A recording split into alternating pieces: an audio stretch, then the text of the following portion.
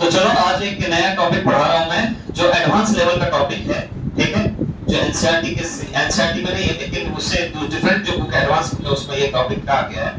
आज हम वो टॉपिक डिस्कस करने वाले हैं जो टॉपिक हम लोग को बहुत अच्छे से सीखना भी है, किस जगह पे किस पॉइंट पे कहां पर ये सब सीखना है। तो बेसिकली आप लोगों ने बायोट लॉ पढ़ा होंगे कि किसी कंडक्टर पे जब करंट पास करते हैं तो उसके स्मॉल अमाउंट से कितना फील्ड किसी पॉइंट पे जा रहा है वो हमें मालूम करना था, जिसका फार्मूला हम लोग को ये था कि आप सभी लोग फार्मूला पढ़ोगे मैग्नेटिक फील्ड यानी dv equal to mu naught upon 4 pi idl sin theta upon r square. ये है, ये किसका फार्मूला है? बायोट लॉ का, ठीक है। अब हम लोग को पढ़ना है कि जो टॉपिक हमारा मेन टॉपिक है वो टॉपिक हम लोग लिखते रहते हैं। वो टॉपिक का नाम है, ये एडवांस टॉपिक है, थोड़ा ध्यान से पढ़ना हम लोग को। टॉपिक का नाम है कि मैग्नेटिक फील्ड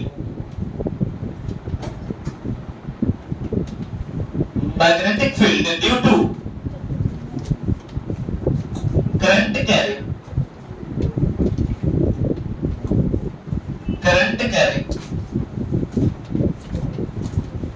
स्ट्रेट वायर। बेटा अभी लिखना नहीं है तुम लोग को, स्ट्रेट वायर पहले कॉन्सेप्ट समझो।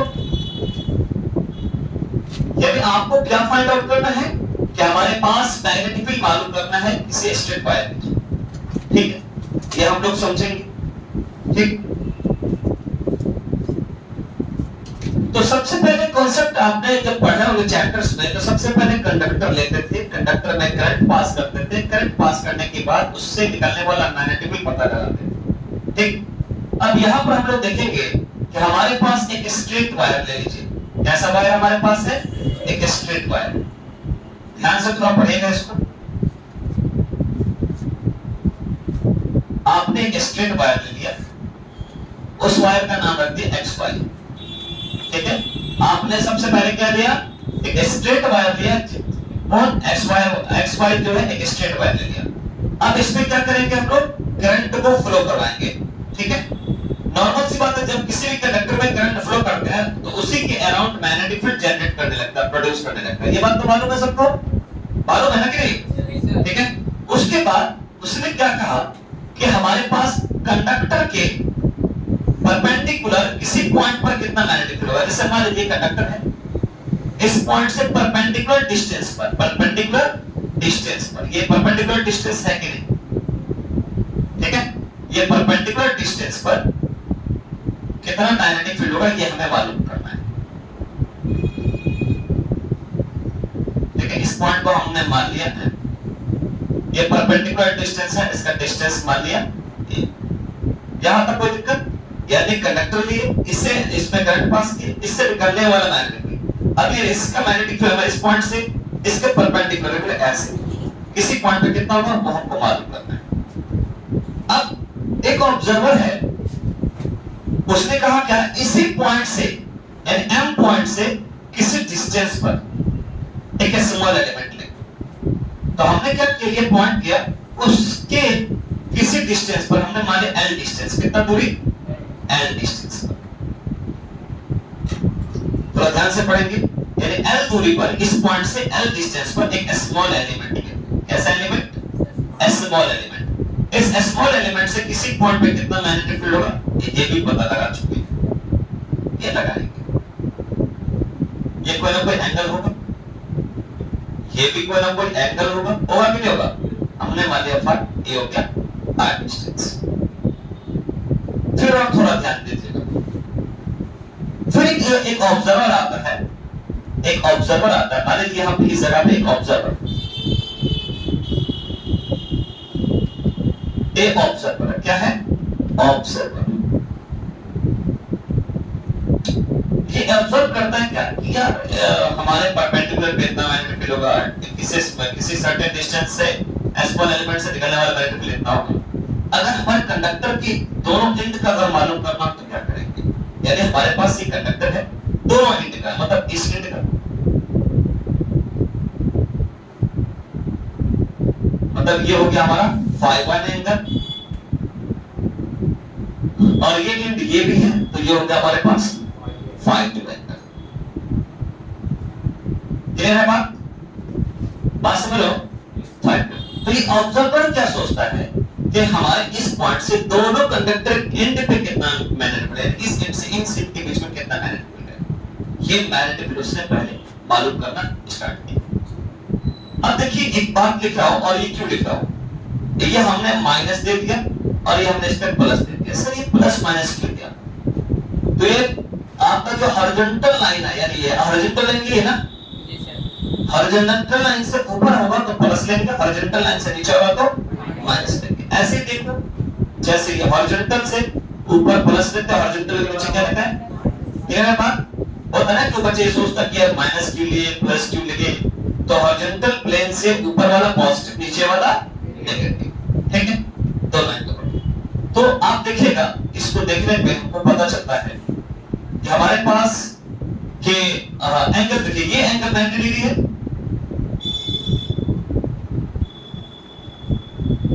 90 डिग्री, ये थीटा और ये हो गया फाई। ये आपको तो मालूम है 90 डिग्री, लेकिन ये दोनों को नहीं मालूम। हाँ ये मालूम है कि ये दोनों किसके बराबर होगा, ठीक है? तो थीटा प्लस फाई कितना एंगल के बराबर होगा? 90 के बराबर। तो थीटा बराबर क्या हो जाएगा? 90 माइनस। अगर इस प्रोसेस को समझना चाहते हैं तो हम एक बार रिपीट करते रहो। मैं आपने कंडक्टर ले लिया, उस कंडक्टर में करंट को पास कर दिया। सपोज आपके पास एक स्ट्रेट कंडक्टर है, मान लीजिए इस स्ट्रेट कंडक्टर में करंट पास कर दिया।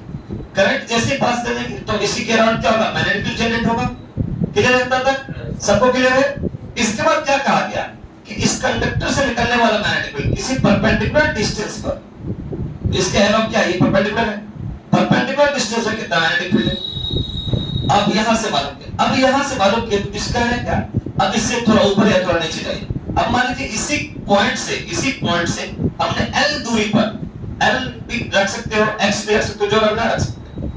L दूरी पर हमारे पास स्मॉल एलिमेंट्स, यानी कि यहां पर आपका पॉइंट M है और इससे L दूरी पर क्या होगा? एक स्मॉल एलिमेंट निकाल लेते हैं और उस स्मॉल एलिमेंट से निकलने वाला मैग्नेटिक फील्ड किसी पॉइंट पर कितना होगा वो भी मालूम कर सकते हैं।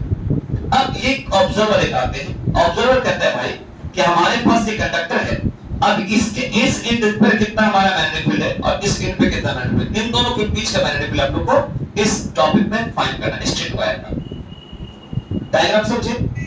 अब ये डायग्राम समझने के बाद पता चला कि हमारे पास जब हम लोग ये पढ़े थे इस सिचुएशन को जब पढ़े थे तो हमारा ये 90 डिग्री आ गया, ये थीटा, ये फाई। अब ये दोनों एंड बोलेंगे तो दोनों का भी तो कुछ ना कुछ एंगल होगा, तो हमने फाई 1 और फाई 2 ले लिया। प्लस और माइनस क्यों ले लिया? क्लियर है? ठीक है?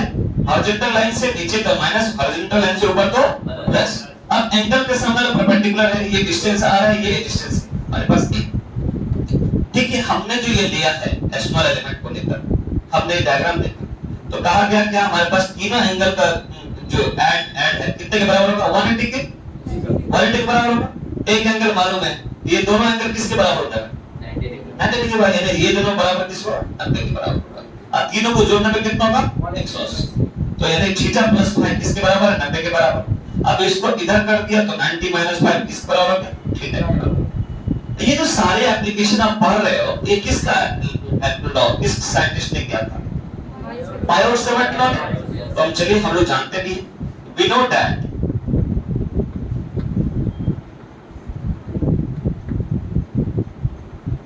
पायरोट-सेवर्ट लॉ के हिसाब से dB बराबर mu naught by 4 pi IDL sin theta upon RS। लेकिन हमारा तो ये चेंज मैग्नेटिक फील्ड, हमको इन दोनों के बीच का नेट मैग्नेटिक फील्ड निकालना, क्योंकि हमारा तो चेंज मैग्नेटिक फील्ड है, तो हमको निकालना है। ऑब्जर्वर कह रहा है कि हमारा इस एंड से इस एंड के बीच का नेट मैग्नेटिक फील्ड कितना है, ये मालूम करना है। नेट मैग्नेटिक फील्ड, इसका मतलब है कि हमको नेट अगर मैग्नेटिक फील्ड मालूम करना होगा, B नेट बराबर क्या हो जाएगा? dB। इसको चेंज को हटाना पड़ेगा, और चेंज को हटाने के लिए क्या करना पड़ेगा? इंटीग्रेशन। अब हमारे पास दो लिमिट है, एक -φ1 से φ2, प्लस लिखिए या ना लिखिए कोई दिक्कत नहीं है। तो आपका लोअर लिमिट है और ये हायर लिमिट है, ठीक? अब आगे बढ़ते हैं हम लोग कि B बराबर -φ1 ये हो गया 5 2 और dB की जगह पे वैल्यू पुट कर दीजिए mu naught by 4 pi IDL sin theta upon r square. इसको इक्वेशन फर्स्ट मान लीजिए, इसको इक्वेशन फर्स्ट मान लीजिए। और इस इक्वेशन से पता ये चलता है कि हमको क्या क्या चीज फाइंड करना है। हमको मालूम करना है इसमें dl की वैल्यू, मालूम करना है sin थीटा की जगह की वैल्यू, मालूम करना है r की वैल्यू। बात समझ रहे हो? तो यहाँ पे r स्क्वायर तो r की वैल्यू मालूम कर लेंगे और स्क्वायर लगा देंगे। तो चलिए हम लोग स्टार्ट करते हैं। डायग्राम में देख पाते हैं dl के हिसाब से अगर काम करेंगे तो dl का पॉइंट ये है, तो इसको कनेक्ट करता है। यहाँ पे डायग्राम देखिए,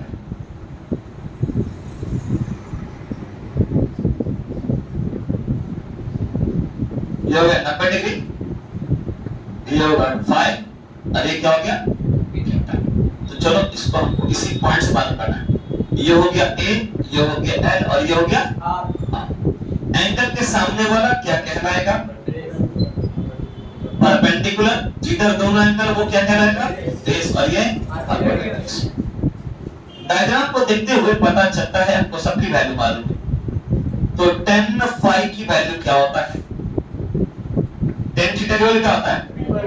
एंगल तो कुछ भी देख सकते हो। तो tan phi परपेंडिकुलर की क्या वैल्यू है? परपेंडिकुलर की क्या वैल्यू है? l और बेस की वैल्यू a होगा ना।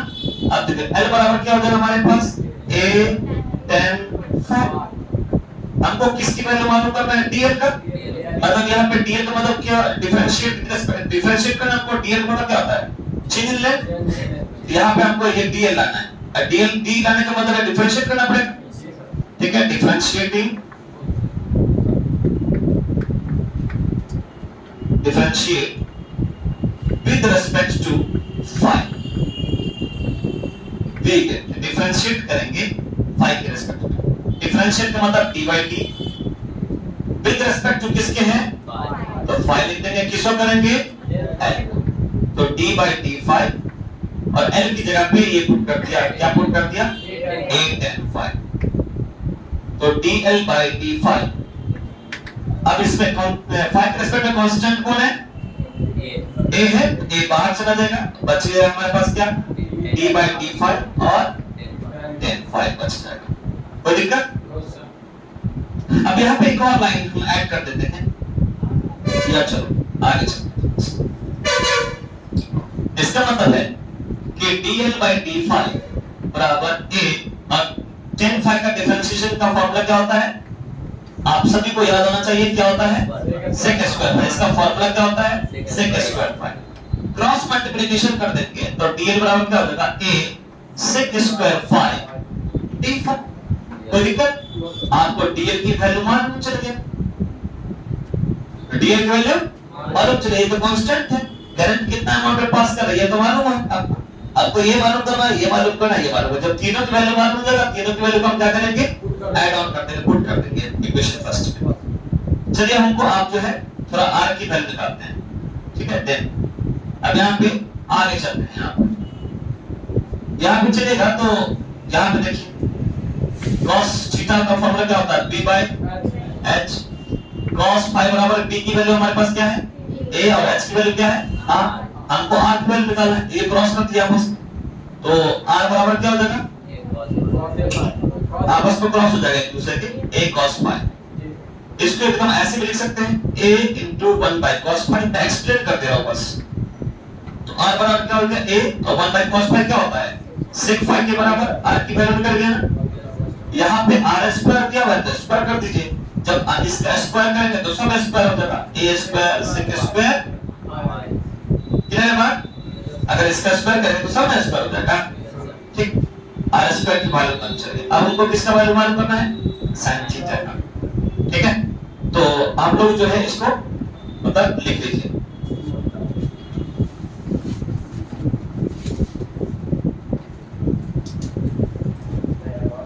चलिए ठीक है, आप लोग लिख लिए होंगे। हम आगे बढ़ते हैं।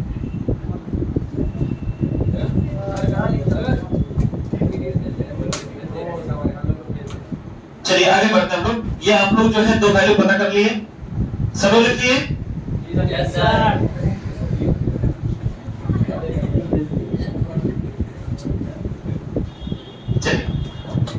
अब बात आता है कि हम लोग को इक्वेशन फर्स्ट मालूम था, हमको sin थीटा की वैल्यू मालूम करना है। देखिए अब हमको यहाँ पर किसका वैल्यू मालूम करना है?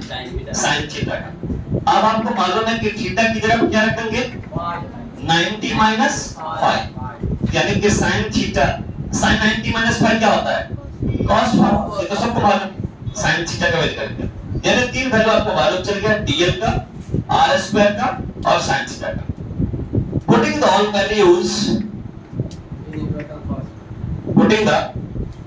values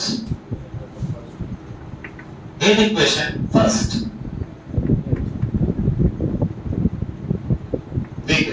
तो सबसे पहली बात है इक्वेशन फर्स्ट का हम लिख रहे हैं mu naught by 4 pi IDL sin theta by r square. Equation first हमने लिख दिया और इसका आपको पता है कि 5 से 5। अब यहां पर मालूम ये करना है -5 से 5 टू म्यू नॉट बाय 4 पाई आई तो आई है, डीएल की जगह क्या रख देंगे हम लोग? a sec square phi d phi into sin theta की जगह क्या रख देंगे हम लोग? cos phi. कोई दिक्कत? अपॉन r स्क्वायर की जगह क्या लिख देंगे हम लोग?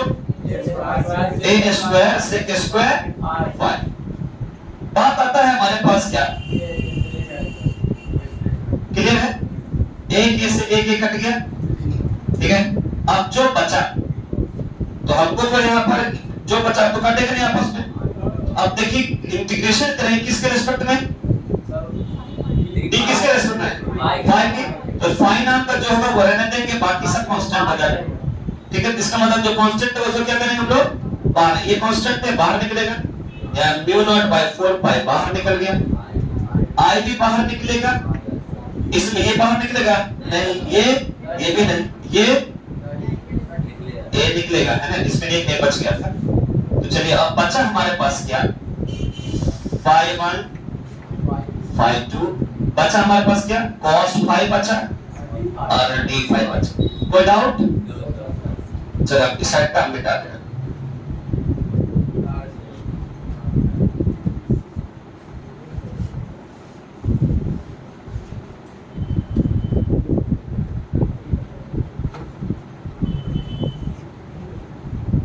अब यहाँ पर बात करते हैं कि हमारे पास b बराबर बचा mu naught i upon 4 pi a, और जो आप फॉर्मूला थे जो आपको याद होगा cos phi d phi का जो इंटीग्रेशन होता है वो क्या होता है? sin phi। तो इसकी जगह पर क्या लिख देंगे हम लोग? sin phi लिख देंगे, ठीक है। और जो लिमिटेशन है -5 से 5, तो b बराबर क्या होगा हमारे पास? Mu naught i upon 4 pi a। एक बार हम लोग पुट कर देना हायर लिमिट, यानी कि 5 टू, और हमारा क्या हो जाएगा? माइनस है तो माइनस माइनस कर देगा। अब डायरेक्ट नहीं करना है काम, देखिए आप लोग क्या कंफ्यूज हो जाएगा। -5 अब आपको लगता है कि प्लस कैसे होगा, ये सब मालूम चाहिए। Mu naught i upon 4 pi a sin phi 2 plus sin phi 1, ये आपको इक्वेशन प्राप्त हो गया। ये किसके लिए था? एक फाइनाइट लेंथ के लिए था। फाइनाइट लेंथ का मतलब क्या कि जो हमने लेंथ लिया है तो उसका एक एंड पता है और दूसरा एंड भी पता है। तो हमारे पास इस पॉइंट से यानी इस एंड से और दूसरे एंड तक का जो हमारा मैग्नेटिक फील्ड कितना निकला? Mu naught i upon 4 pi sin phi 2 plus sin phi 1। लेकिन अगर इसे कह दे कि आपका स्ट्रेट कंडक्टर इनफाइनाइट लेंथ का, अगर इसी में कह, अभी तो फाइनाइट है कि भाई इसका मालूम है, ठीक है, यानी इसका मालूम है, इसका ही मालूम है, तो इस पूरे कंडक्टर का मैग्नेटिक फील्ड इतना निकला। लेकिन यही स्ट्रेट कंडक्टर इनफाइनाइट लेंथ का है, इनफाइनाइट लेंथ का। इनफाइनाइट लेंथ का मतलब क्या है? जिसका लेंथ का कोई सीमा ना हो, कुछ भी हो सकता है। तो ये आपका धीरे धीरे क्या होगा? एंगल चेंज होगा, नहीं होगा। आप अभी यहाँ देख लो, पहले यहाँ देख रहे थे, यहाँ देखा,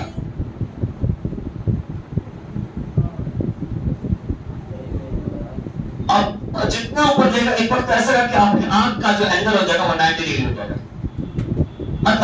मतलब ये सर कि अगर हम लोग इनफाइनाइट लेंथ की बात करते हैं, फॉर इनफाइनाइट लेंथ की अगर बात करते हैं, इनफाइनाइट लेंथ की, जो हमारे पास कंडक्टर फाइनाइट था, अब हमारे पास ये पॉइंट हमारे पास है P, ये तो ये फाइनाइट है, लेकिन ये धीरे धीरे बढ़ता गया, धीरे धीरे बढ़ता गया।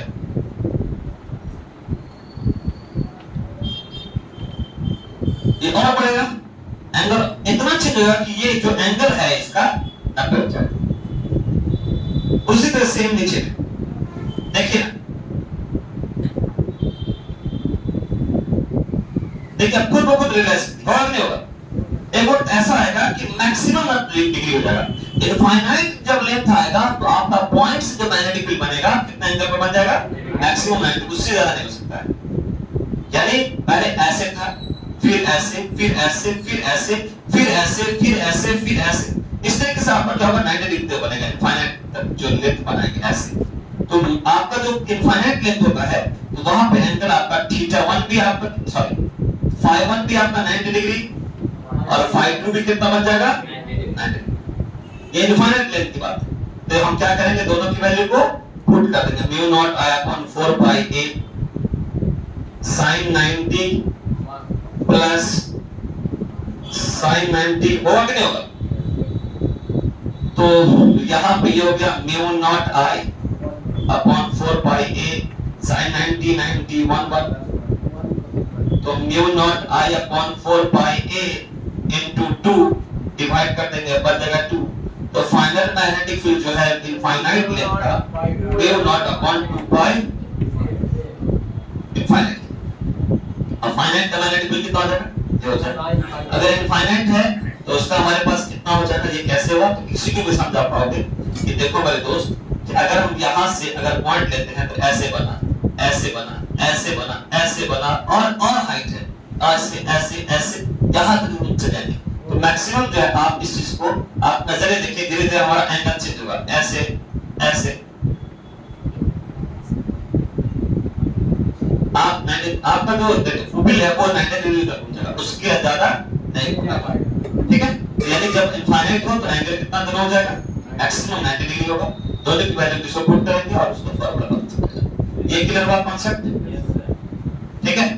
तो इस जो सिचुएशन है उसको आप देखिएगा और समझ के